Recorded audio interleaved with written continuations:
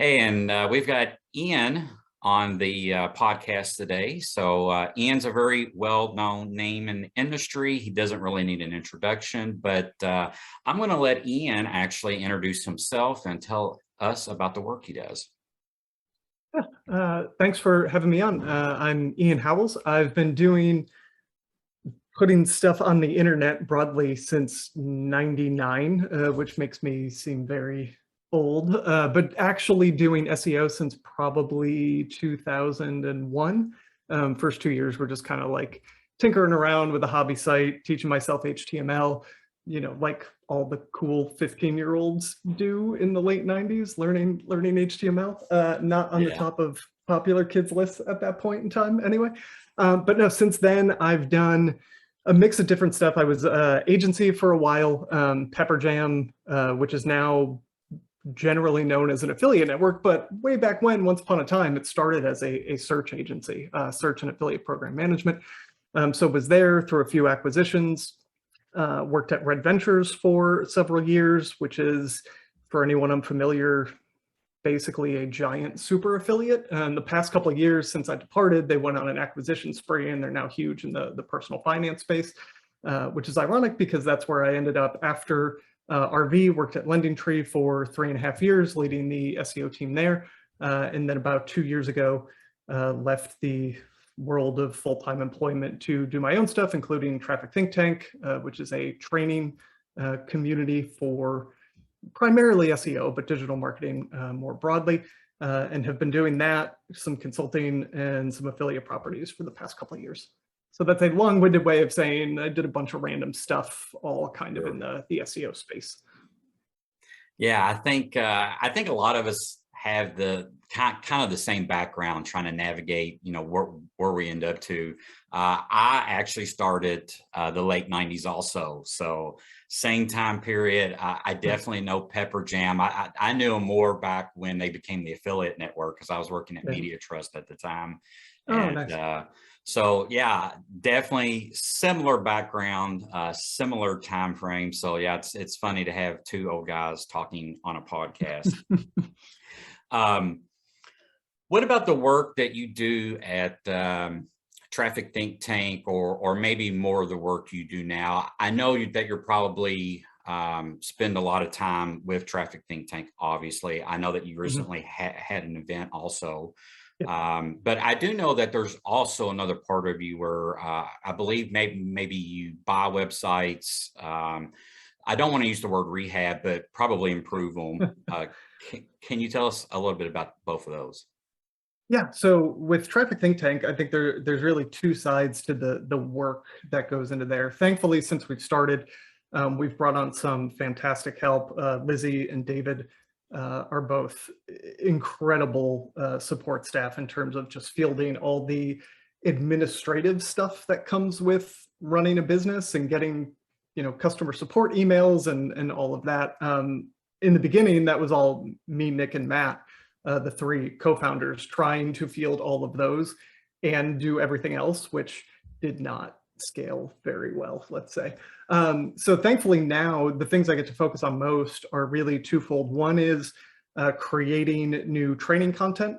So I like doing a lot of just screen share videos. So using Camtasia, I'm never sure how to pronounce the name of that software, but close enough, to just literally record my screen while I go through keyword research or do an affiliate site teardown or look at a site that's for sale and kind of talk out loud my thought process on if I would purchase it or not, right? So that's generally the type of training content I like to produce versus the more conferencey type talk where it's like a PowerPoint that you're talking over. I tend to do the live over the shoulder stuff, which it depends on if you like it or not, right? Watching some guy in Excel for 45 minutes may not be the most compelling to you unless I'm literally doing the thing that you're trying to learn how to do or get better at doing. So for who it's aimed at, I think it's useful anyway. I hope so. But then the other piece is really just being active in the Slack community. So that I think serves as a sounding board for folks when they get stuck or they're seeing something really weird. Like one of those discussions from this morning was somebody that came in and was just like, hey, I'm adding new pages to my site, I'm submitting them for indexing and Search Console, and then nothing's happening. Like weeks are going by and my stuff's not getting indexed. And then it's interesting to see other folks jumping in and being like, I'm having that same exact problem right now. Like something is either clogged in the system, but Google is right now being slow to index new pieces of content. It's not just you, right? Which then saves somebody from, like, if you have hair, pulling your hair out and trying to figure out like what is wrong with my website that Google will not index these new pages.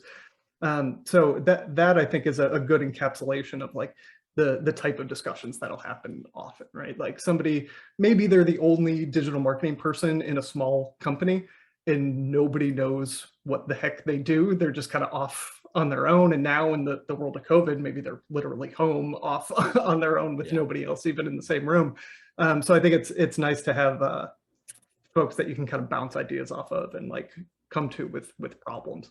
So those are really the two pieces: making the training content and then being active in all those discussions in the community on the TVP side.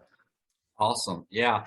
Yeah. It's definitely useful to have somebody that is a resource, a knowledgeable resource that you can ping problems off of, ideas off of, because a lot of times in companies, whether they're your own company or a company that you're working with, you might be around a bunch of junior marketers, or you might be around nobody. It's just you. So just being able to have that type of a resource is very valuable. It definitely makes Traffic Think Tank very valuable for all internet marketers. So we do have some questions for you. We'll see how these go and how you answer them. But one of the questions, well, hopefully, yeah, one of the questions that it seems like a lot of people have on their mind is having to do with clients and having to do with hiring.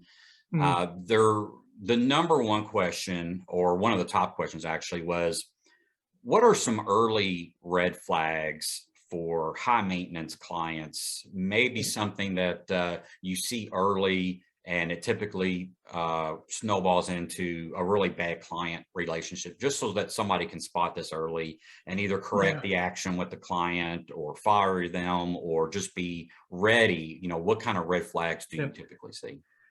Yeah, there's a few. I think the one that tracks like effectively 100% of the time is folks that want to negotiate on price up front tend to be terrible clients, right? Because like they're going into this just trying to get things as cheap as they can. So that tends to be red flag number one for me.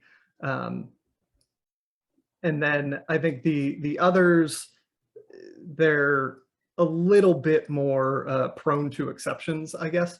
But if somebody is emailing you at 10:30 or 11 o'clock at night, might be a bad sign, right? Maybe they're just a night owl and that's when they do their work and that's when they batch their email, maybe. But it also may be they're on all the time and they expect the people working with or for them to be on and available at all times as well. So that can tend to track pretty closely to overbearing clients as well. If they demand that you be in their Slack channel, ironic coming from somebody who runs a Slack community, but if a client is demanding that you're being in their Slack channel, usually a bad sign, because that means they're probably going to be pinging you with DMs at any time that is convenient for them. And I think people have fallen into treating Slack as much less asynchronous than it was probably thought of being in the beginning. So that's another biggie. I'm trying to think of what else is a big flag in the start. If you get an introduction from somebody, like if this isn't just like a cold lead that came through your contact form or something like that, usually the more rounds of back and forth communication it takes to get an agreement in place, the worse things end up going. Unless it's like a really big company, then like, okay, yeah, they may have a vendor onboarding process that like everybody that they send money has to go through and like stuff like that is fine. I get it. But generally, the more somebody wants to kind of hem and haw and go back and forth over and over and have 5 calls before they decide if they're going to do a campaign with you. If they talk a whole bunch before the contract is signed, they're probably going to want to talk a whole bunch after the contract is signed, which isn't necessarily a bad thing, but you just need to be aware of that and make sure that whatever scope you put together has a lot of like hand-holding time built into whatever hour amount you're going to try and do every month. Yeah. Yeah, that makes sense. I know Slack. Yeah, the Slack one's real big. It seems like Slack has become the new, as far as client relationships, has become the new text messaging. You get a client that gets your phone number and they text message you all hours of the day. Yep. Oh, Slack's kind I've of not like had that now. one happen, but that sounds like a nightmare. Yeah. So are you okay with, firing a demanding client or a client that looks like they're going to become demanding, or do you give them like a 3-strike policy? How do you handle once they do become overbearing? Yeah, I think so. Now I am, and I think that's a position that I consider myself really lucky to be in. I get it, like when you're maybe just starting out, when maybe you're working a full-time gig and trying to pick up side clients to like try and build some steam to going out on your own as a freelancer, like in that mindset, right? I understand allowing people to maybe push beyond some boundaries that you would normally like to set, right? Like if you're working a full-time gig and you're aiming at going out on your own, and somebody comes around and they're willing to pay you $4,000 or $5,000 a month, right? Some material amount that like can accelerate your timeline to getting out on your own, you're probably going to join their Slack, right? Like you're probably going to deal with some stuff that like ideally you wouldn't want to do. But I think the goal for everybody, like once you then go out on your own and you're okay financially, right? Like the next goal is, well, now I want to get myself to a spot where I don't have to deal with somebody that I don't want to deal with, right? Like if I'm going to be miserable working for a client, like I need to get myself to the point where I don't have to, right? And if that's a breakup or a never start working together, whichever one that is, it's fine. So thankfully I've hit that position now. So at present, if somebody seems like it's not going to be a good fit, like we're just never even going to really get into any significant level of conversation. Yeah. And I've been lucky with being able to kind of screen pretty hard on the existing clients that I do work with on a consultative basis.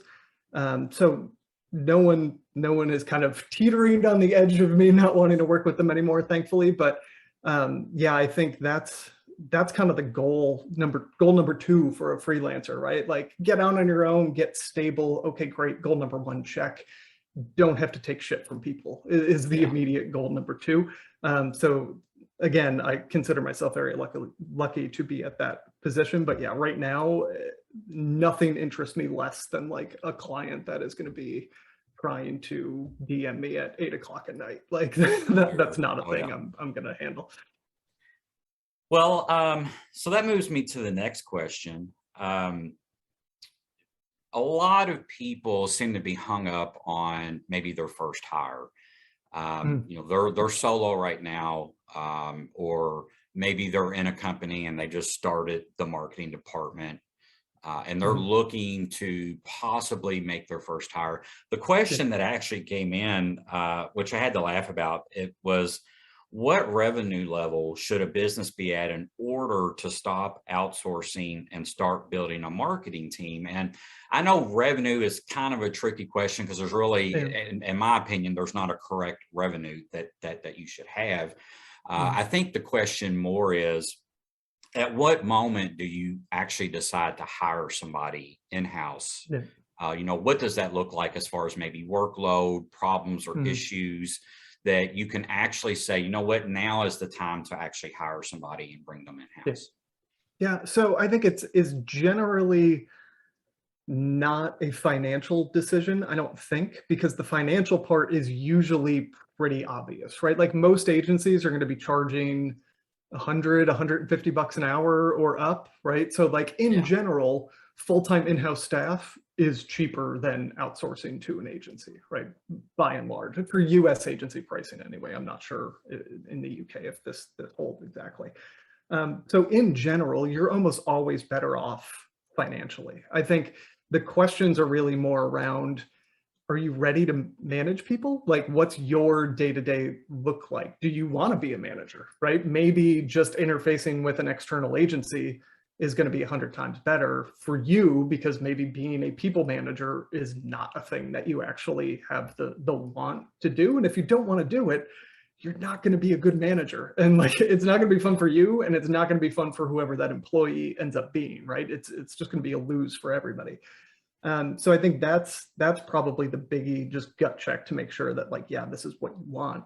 Because like I said, financially, I can't think of a way that it would make more sense dollars wise to outsource to at least an agency that's been around for a while. Maybe you can find a freelancer or an agency that's like really new and they're just hungry to grab clients, and you can get some work at an incredible value. If you can, that's awesome. Good for you.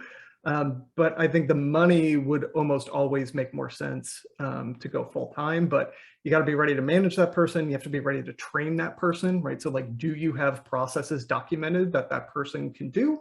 Or are you going to hire somebody and expect them to then just problem solve their way into their own kind of action item list, right? So if it's a junior person, you've got to be ready to train them and like point them to what you want them to do. So you've got to know that first, right? So I think if you're relying on an agency to figure out what to do, you're probably not ready to hire just yet.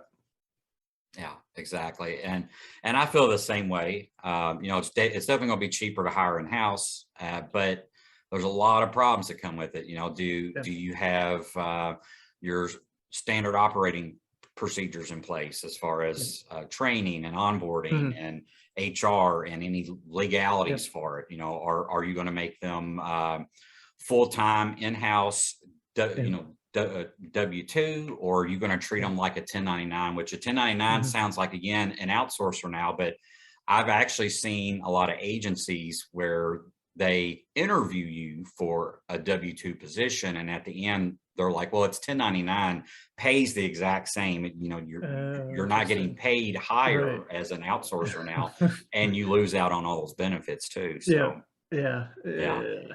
That's a crappy move. Oh, I know. Name and shame them, man. Come on. Oh, I know. So the next question is, and this doesn't have to be about SEO. I think some people do want to hear SEO and some people want to hear business, but it's basically the top 3 tools that you couldn't live without within your agency or company, whether that is 3 SEO or 3 business ones. What would those be for you? I would say on the SEO side, Ahrefs is if I was down to $0, I would have Ahrefs on a credit card and be trying to float it, because like almost everything that I do ties into that data somehow. So that would definitely be one. ClearScope on the content end, just because of how much easier it makes life pointing a writer at a target keyword and a shared ClearScope report, and like, there you go, right until you get a B+ and you've probably done what I want you to do. So like the amount of instruction you need to do collapses there. And then business side, a CPA is not a tool, but man, would I be doomed without somebody trying to do my taxes for me. And then I guess in that same vein, on the business side, I've had a FreshBooks account for like 6 or 7 years now, and like my accountant keeps asking me to move to QuickBooks, and I'm like, FreshBooks is simple, it's easy, it has all my history in it, like it does the job, and it's like $20 a month or something silly. Sure. So those would probably be the biggies. Normally I would say SERPWoo, but I think if I was broke, I'd probably find a way to get along with Search Console. I would miss, you know, all the other SERP data that's in there that's not me. But I would probably have to try and figure out a way to claw my way around with just Search Council's imperfect data, let's say. Sure. Well, thanks for mentioning this. You definitely didn't have to. I wasn't fishing for that, but thanks for mentioning. But yeah, on the accounting side, you know, I think that's something not everybody, but a lot of people miss. For a long time, I manually did not my taxes, but I manually did my bookkeeping. And usually what that looked like was March of the year. I was running around at the last minute trying to go through my bank statements. every quarter, just hair on fire. Yeah. Oh, man. And I finally got to the point that even though I had a CPA, she wasn't doing the bookkeeping. So I would get all the numbers together, send it to her at the last minute. She would tell me what I would owe. And that was the problem. I always owed something. Because I wasn't proactively looking at it month by month. And I actually bought a service called bench.co. And while I could have got a normal bookkeeper, I just did it through Bench because SERPWoo actually uses Bench. So personally, I was using Bench now too. And being able to have them take that and then give me a monthly report changed everything, because then I was like, okay, this month I've made this much profit. Gee, you know, maybe I should go to an event or a business trip or have this write-off, or I need a new computer. And then at the end of the year, I wasn't owing so much money that just this big shocking number. That's right. I was able to improve myself just because now I know the numbers each month and get those write-offs. So yeah, I think that's definitely a big one.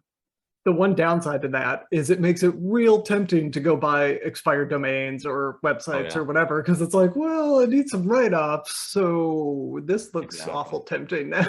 So it can, unfortunately, I think when you first start doing that, it can lull you into overpaying for stuff, because it's hard to avoid the, well, everything's 30% off basically, because this is all coming off before tax. So as long as you can avoid that, I mean, it's still much better than that April surprise every year of like, oh God, I owe what?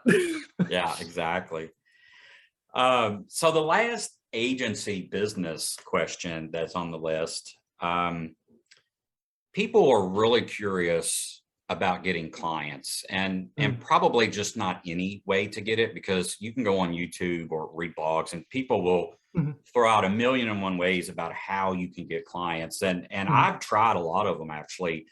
I think people though want to know what's the best way to get new clients, as far as like a method maybe, and not to expose anything that's some super secret, but they're really asking things like, should I make a lead magnet and then do pay-per-click, or should I do a lot of brand content on YouTube, or should I stalk people on LinkedIn and then direct message them and do drip emails to them? What, in your experience, do you think, in all of your experience, has been probably the best way that you've been able to acquire, or the companies you've worked for acquire new clients? Yeah, so myself, I'm probably a terrible person to answer this question, because I've never done like an ad or a lead magnet or an email cap. Like, I don't even have an email list, which Nick and Matt roll their eyes out of their head at me every time we bring this up. Like when TTT has an event, they're like, okay, great, I'll hit my email list. And I'm like, I don't have one of those. So like, I'm awful at this. All of my stuff, and again, consider myself very lucky with this, all of my stuff has come from people that I've met in person, right? And generally it's people that I've worked with at full-time places, right? So like being a Red Ventures alumni was massively valuable for me on the freelance side, because if you can get in a place where a bunch of smart people are there and they don't stay there forever, they go other places. And if you make a good impression on them and show that not only you know what you're talking about, but you can actually talk about it, right? Which is pretty key if you want to be a consultant for somebody. You have to be able to explain, here's what I think we should do. Here's why I think we should do it. Here's why I think this is the priority and not this. Here's what's happening. Here's the results we're getting or not getting. And here's why, right? The communication aspect of it, I think is often overlooked. I think people, and myself too, can be guilty of just thinking like you just have to know how to do it and that's enough, right? Oh yeah. But not if you want to be a consultant, really. So I've been very lucky in that it's all been through network building in person, right? So if you could do that in a full-time job, awesome. I think outside of that, going to the, which is hard now given, you know, the general cluster that the world is still in at the moment, but going to the Philadelphia SEO meetup when I was in Philadelphia for several years was also huge. That's how I met Nick Eubanks, which without that, like, I never become part of Traffic Think Tank, right? So like getting out in person and meeting other folks in the industry can end up being a huge driver of business, especially if you're somebody who specializes in one thing, right? Like if you're the WordPress front end dev guy, right? And you go meet SEOs, you're going to get a bunch of business referred to you, right? Because you don't really do a thing that like directly conflicts with what they do. You're a nice add-on to what they have, right? So that can be a huge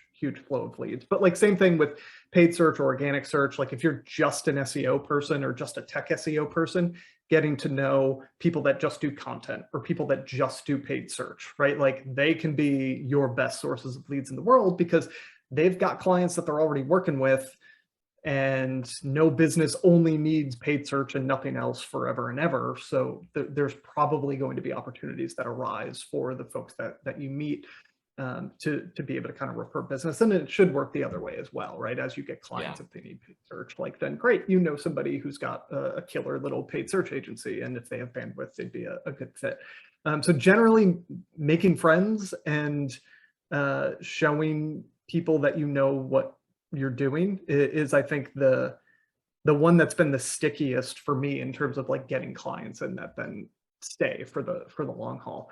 Pepperjam did a ton of paid search to generate SEM and SEO leads, and it was a turn is high generally. Like I'm working off a very dated experience here, but if somebody's going to hire an SEO agency off of an AdWords ad, Yeah.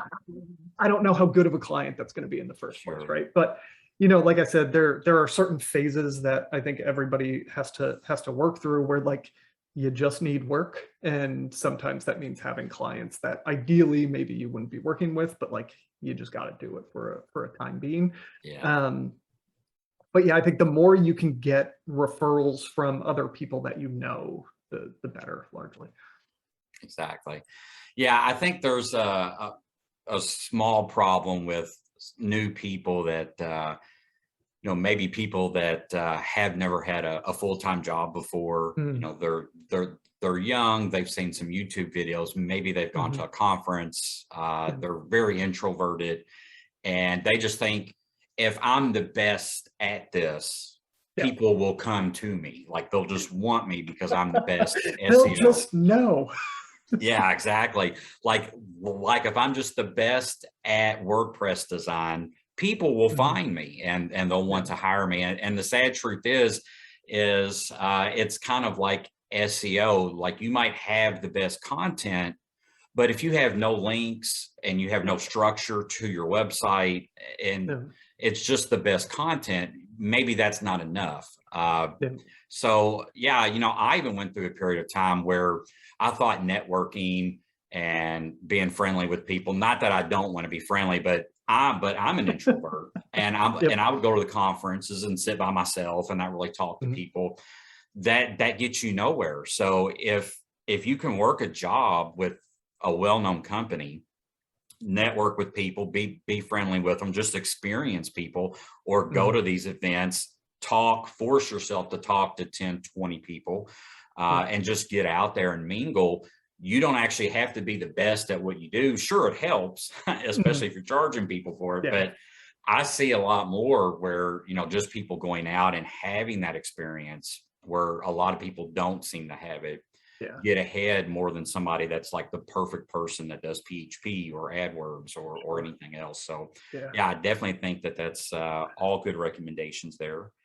I would say just don't be business card guy. Yeah. Oh Like yeah. Definitely. that's everybody's least favorite person at a conference is the guy that like introduces himself and within like 60 seconds is trying to shove his business card into your hand. Like Yeah. just Especially the just business be a card with the, person. Like yeah. just go hang out and meet people.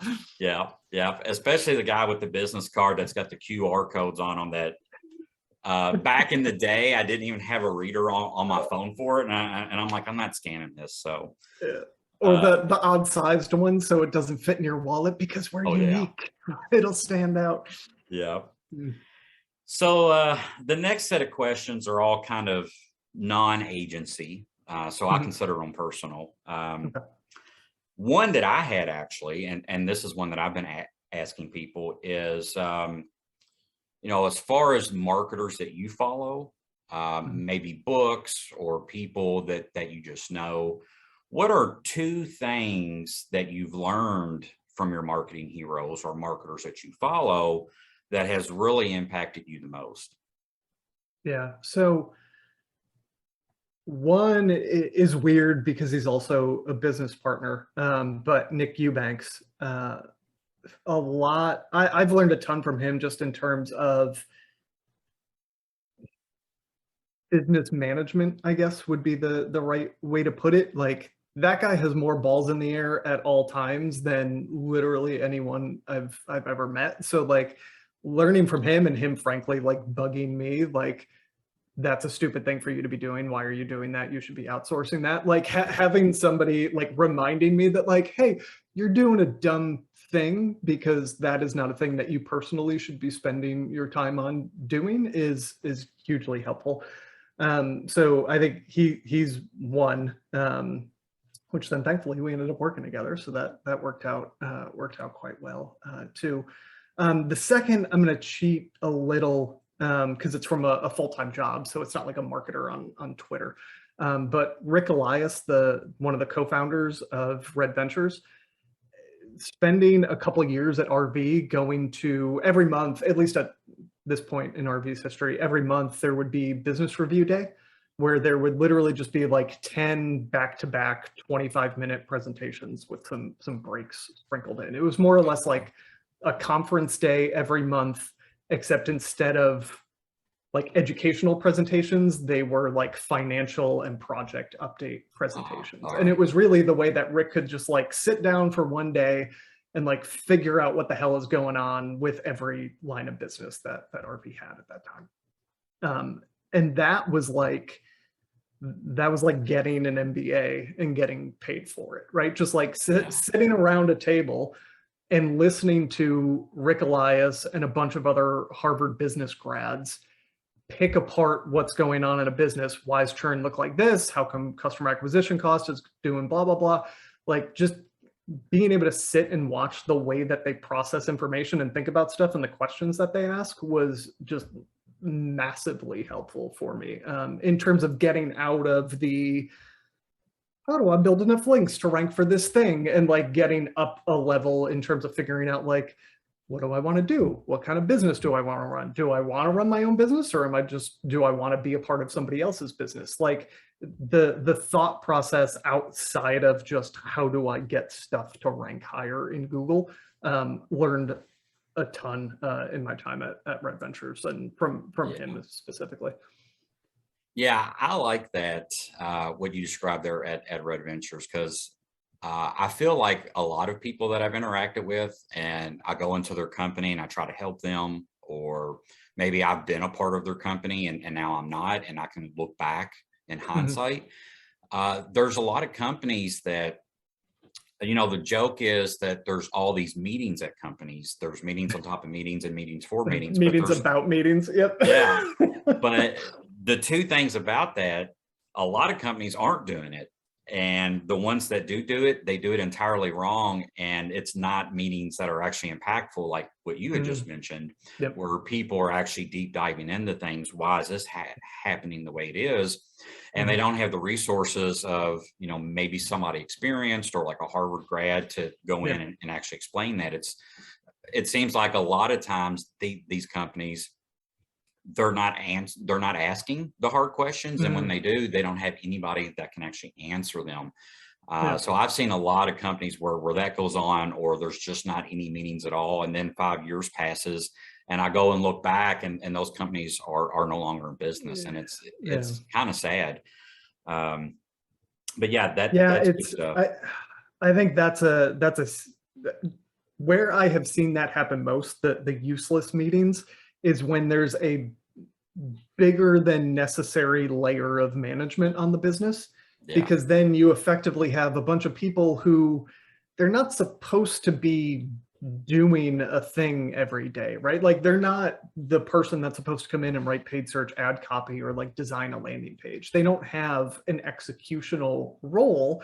They're supposed to be managing people and doing strategy decisions or whatever, right? But like Yeah. how that ends up manifesting itself is a whole bunch of meetings, because otherwise, like, unless you have a massive team, what are you going to have, 4 one-on-ones with every person that reports Oh, to yeah. you every week? Like people end up Yeah. finding a way to fill the time that they're allotted.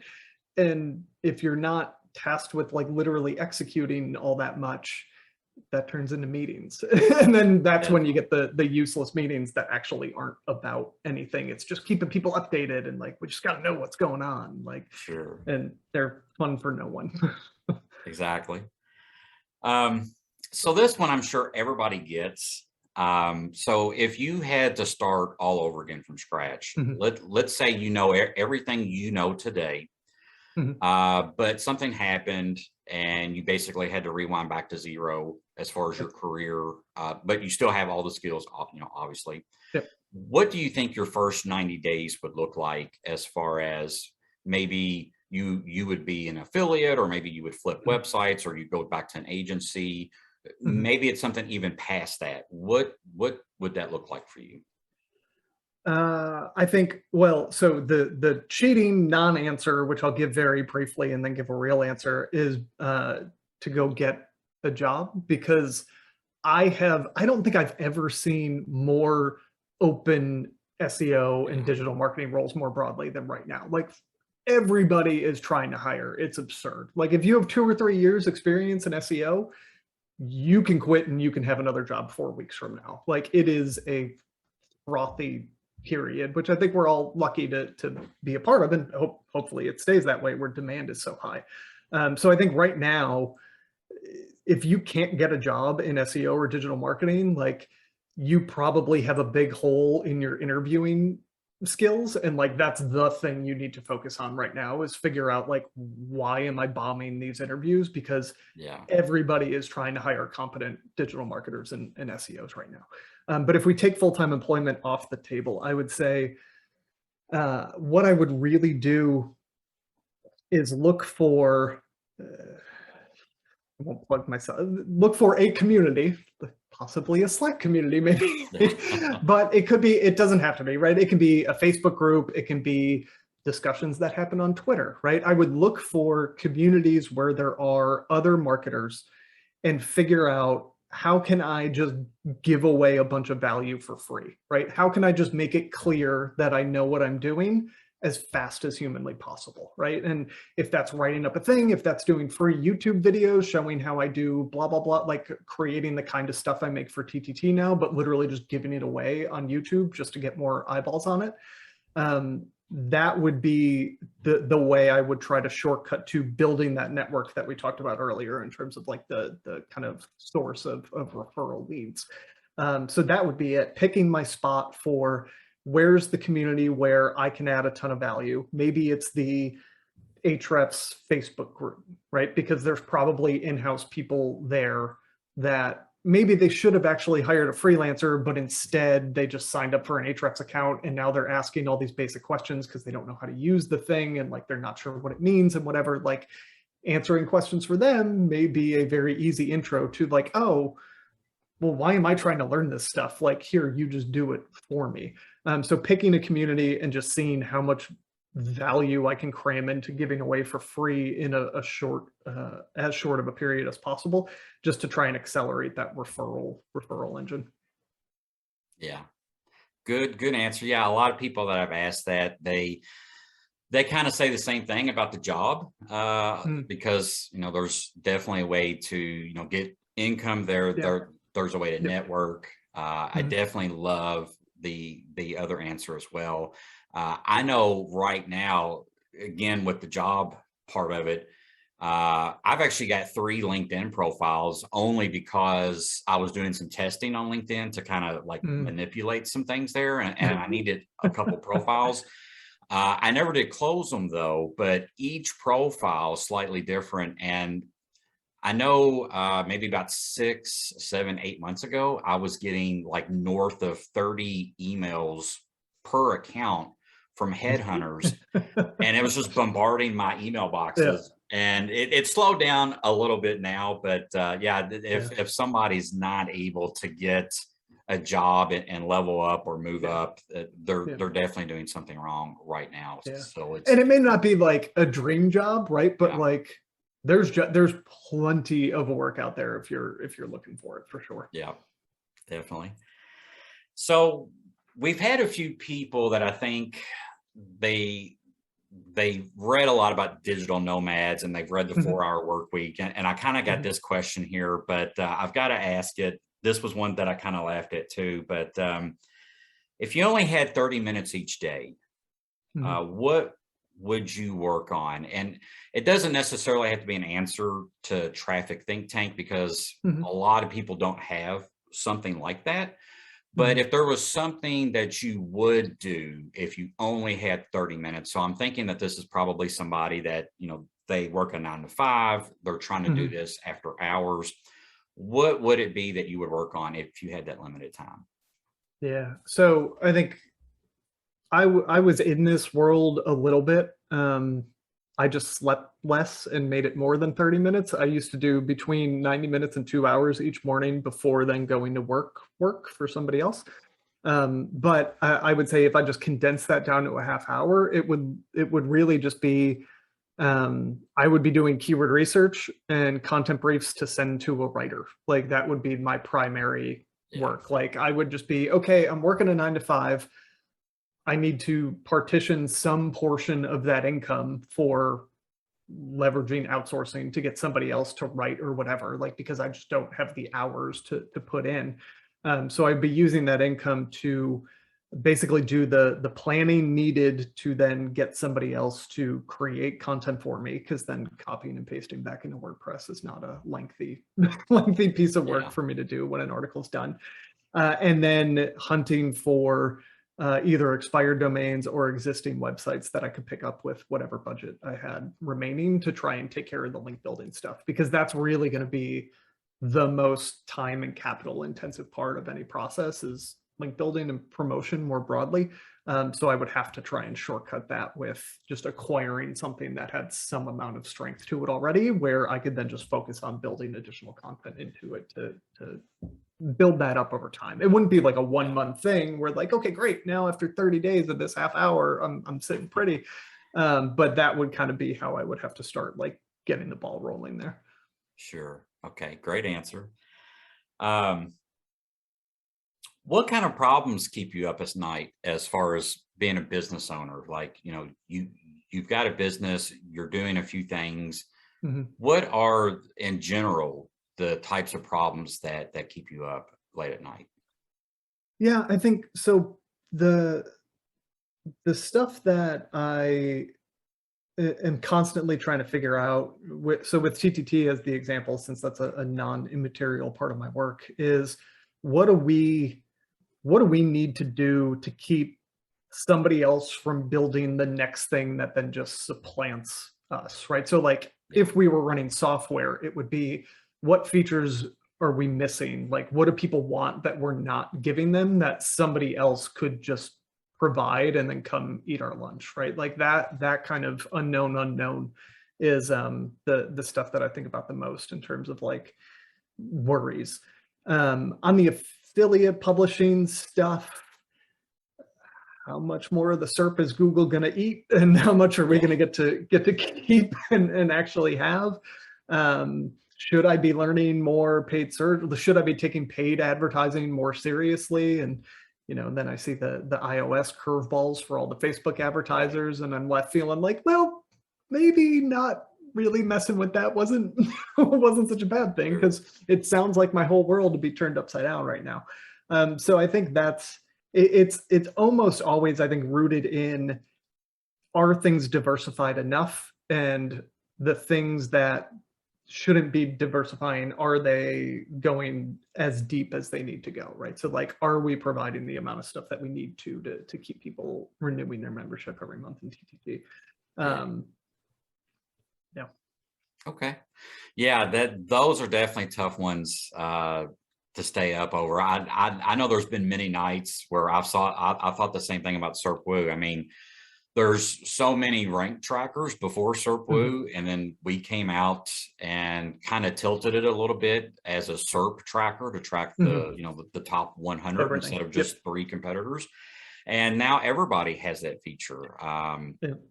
And it seems like as we roll stuff out that, we see, oh, these people copied this from our interface, or these people copied this idea. And yeah, it's definitely something that, even for myself, I stay up or spend my days thinking, what's the next pivot point, or what's the next new feature, or what can somebody copy from us, and how can we expand that mode out? So I definitely agree there. So we've got 4 questions left. I'll run through them here real quick. So rapid fire round. Yeah. Right. This one's kind of the 4-hour work week one again, a tad bit. It's a little bit better. How would you scale a business if all you could do is work 20 to 30 hours a week? So it's a little bit more than 30 minutes a day, obviously. But if you wanted to scale it and you were part-time, not full 40 hours, really business ownership is more like 60 to 80 hours. But if you only had 25 to 30 hours, what do you think would be the number one way that you would scale that business? Yeah, I don't know. I don't know how you do it without having other people working for you. And that doesn't have to be full-time people. That can be contractors. But somebody is way smarter than me if they can figure out, like, especially from the start. I think you can get a business to the point where, like, the maintenance on it, and when you have inertia on your side and you have an existing customer base and so on, like, you can certainly get to the point where maintaining a business may only take 20 hours a week. But I don't know how the hell you would really start something and get it off the ground. I think unless you've got a ton of money to put into paid ads, and you're going to run, and you just happen to also be really creative and insightful and funny, and you're going to build like the next hustle, and like it only takes you 2 hours a day to write the daily email that you're going to do, and then you've got a whole bunch of cash to just burn doing ads and iterating on that until it works, or hiring some paid social agency to do it for you. I don't know how you would, even that though, it's not doing it yourself. I don't know how you would build a business from scratch in 20 hours a week, right? Unless you're looking at a very long time horizon where, like, you're just going to go the affiliate route and you're going to chip away at it for, 2-3 hours a day over and over and over again. I mean, that's effectively what I ended up doing. And it took me 3.5 years to then get to the point where I was like, all right, I'm good. I'm quitting my full-time thing. Like, I'm done. Oh yeah. So if you're working on a long time horizon, you can do it. But I think the short version of the answer is, like, you have to process document the hell out of what you want done, and then find contract work that can then execute your playbook on your behalf. Yeah, and I agree, because when I get these questions, I tell the communities, I'll ask them, but trying to work 30 minutes a day or trying to scale something part-time, I mean, that's the dream, so but, like, man.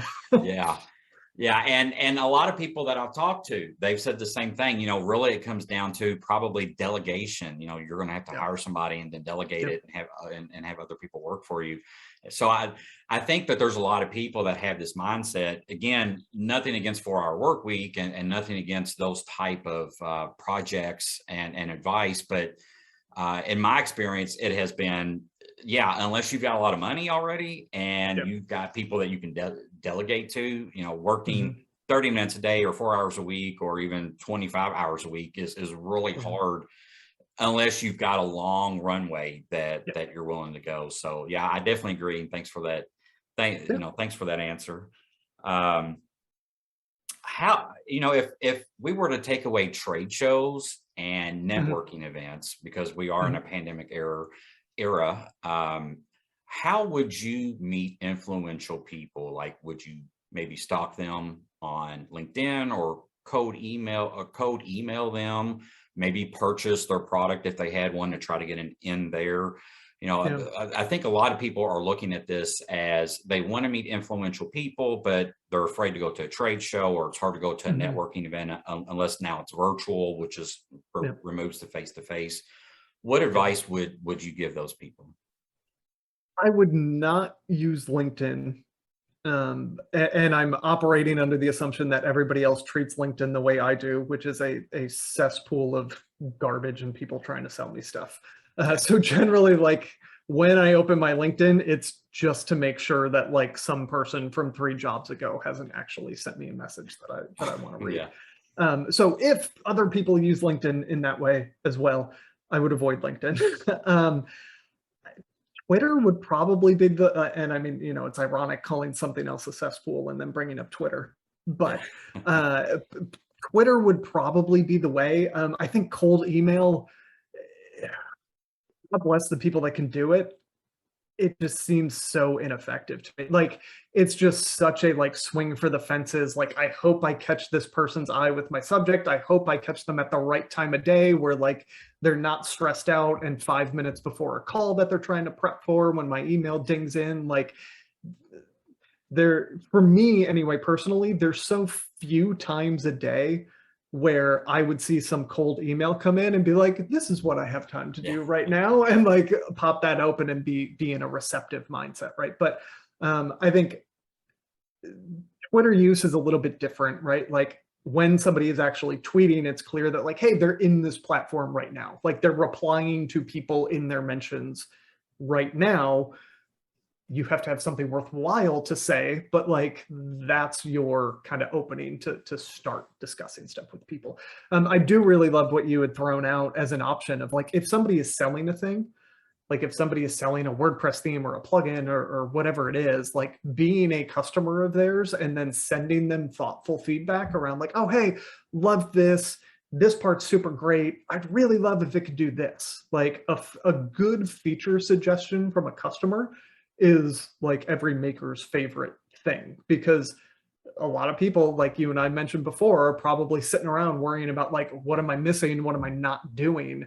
So yeah, when customers come with like actual smart, well articulated, like, here's what I'm doing with your product, and like, here's the next step I'm trying to solve with it, like that can help inform your roadmap, which is massively valuable for anybody that's making a thing. So if they're a maker of stuff, being a customer and not just another person trying to get their attention for nothing in return, I think it can kind of help grease a lot of wheels for sure.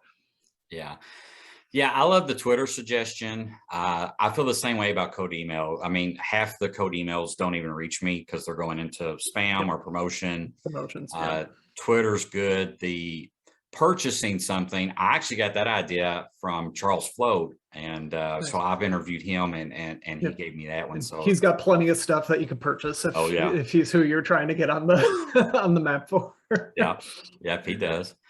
Um, so this next question is basically, how do you avoid becoming lazy or complacent once you get to a comfortable level? Is that something that you battle with or have battled with? And if so, what would be maybe your drive or how you think about growth Yep. to overcome that problem? Yeah.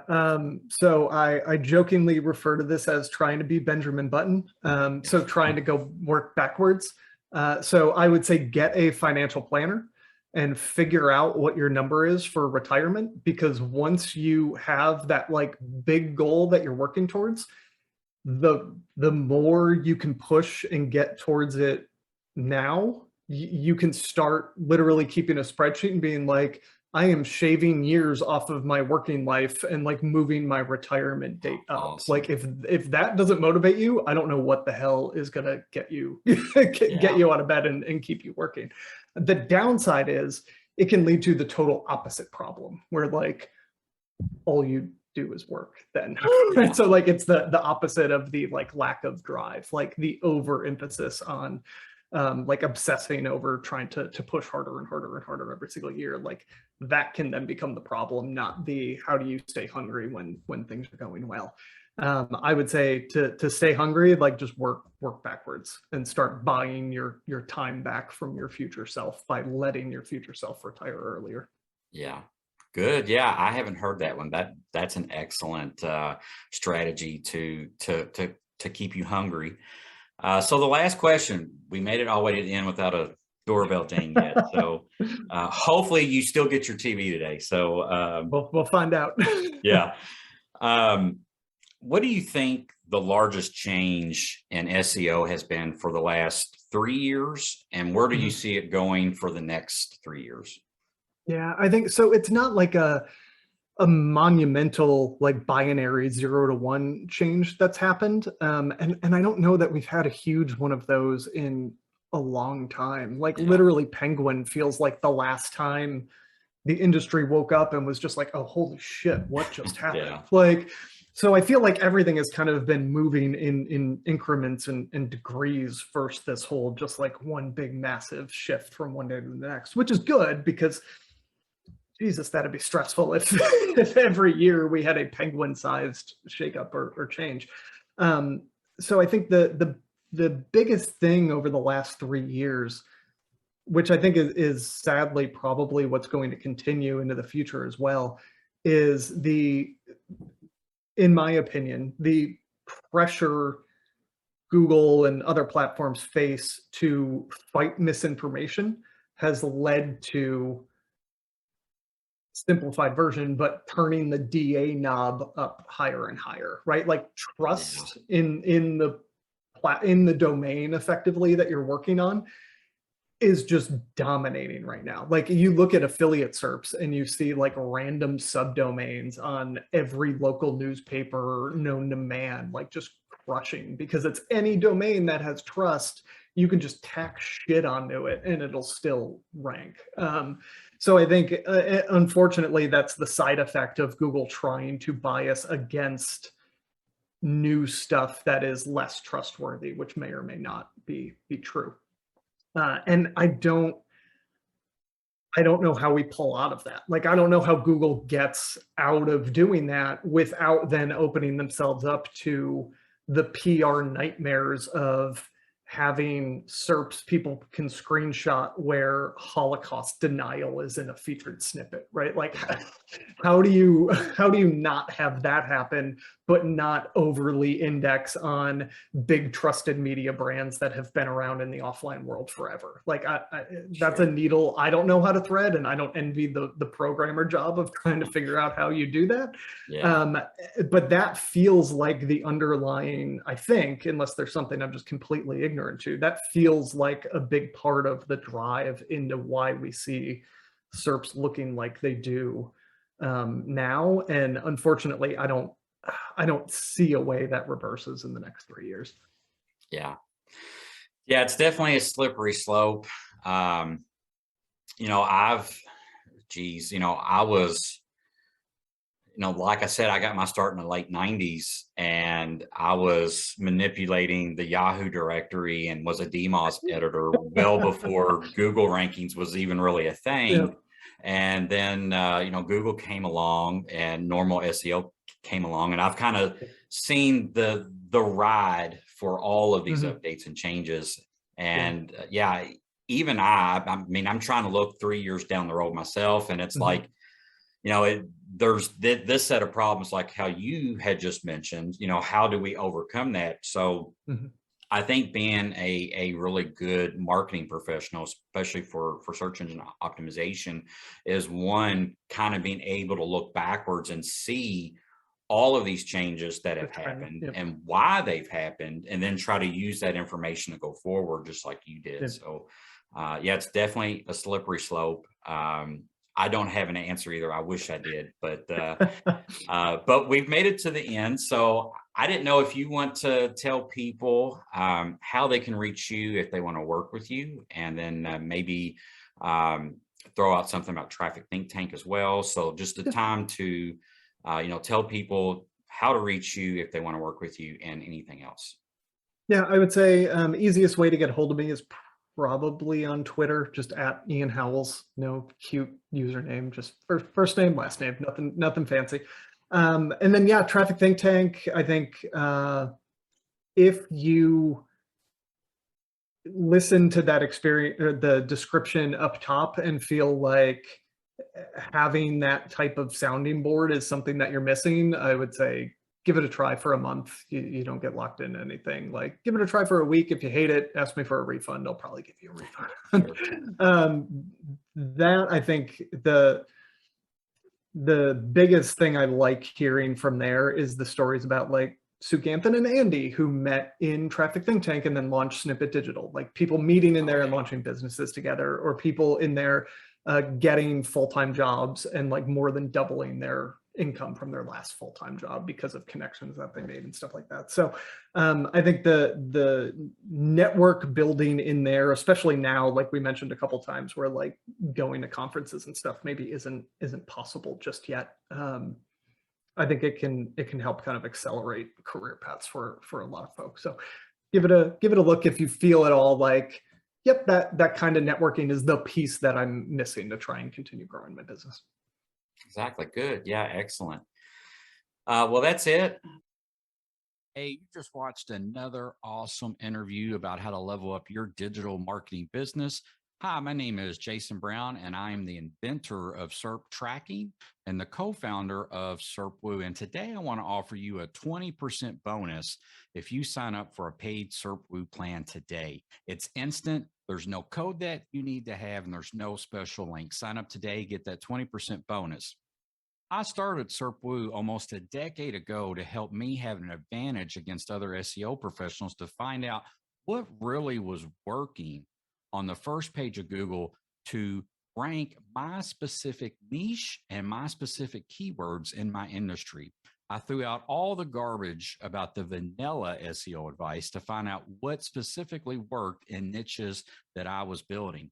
And SERPWoo has grown in that decade to help 20,000 other digital marketers and companies and agencies to do the same. And if you want to get the same advantage of how to outrank your competitors within your specific industry and not just vanilla garbage SEO advice, take advantage of our 20% offer today by signing up for a paid plan with SERPWoo. Thanks.